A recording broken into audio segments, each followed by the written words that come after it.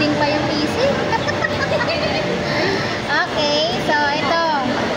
So yung new item natin, itong macaron gel pen. So makikita natin dyan kung ilang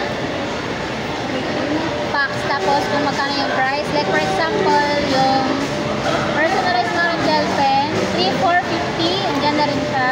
Check lang natin kung in case may magtanong. So ayan. And yung planner naman, leather journal planner, yung example natin.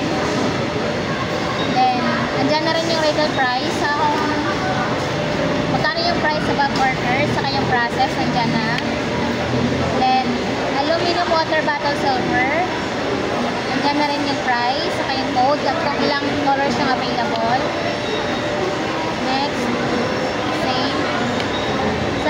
Pag may nagtanong sa Telegram sa itong vacuum class, check nyo lang natin sa master price list. Nandun na rin yung price, saka yung kulay na available, saka yung print process natin. Same with cup. Diyan na rin. Next, bomber jacket.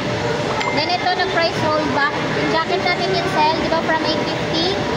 So, nagiging 550 na lang yan. Yan na lang natin yung price. Yung pinaka-price. Price rollback.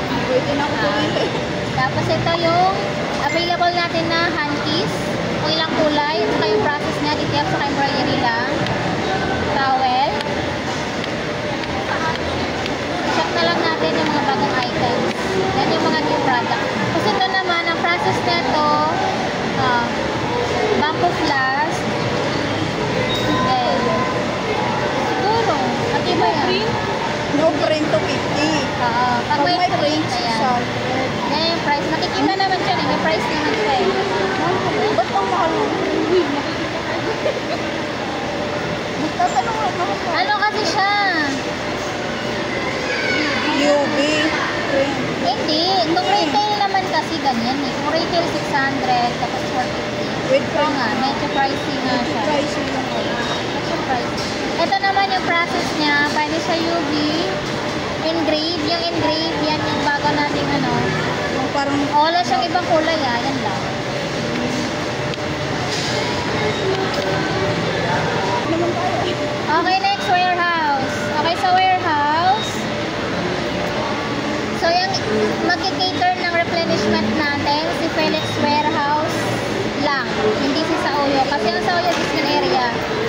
Then, ang procedure nito, like for example, sa replenishment natin, every 5th day of the month, tapos kailangan yung cut-off is 2 p.m. before the delivery date. Next, alam mo naman yung process diba ng dashboard. So, okay na yun. Yung sa Stockman, user sa'yo to. Daily check stock ng dashboard and stocks. Generate na yan. Ano ba to? Yung mga stocks natin, makikita natin dyan pag overstock tayo. Makikita mo yung EOA.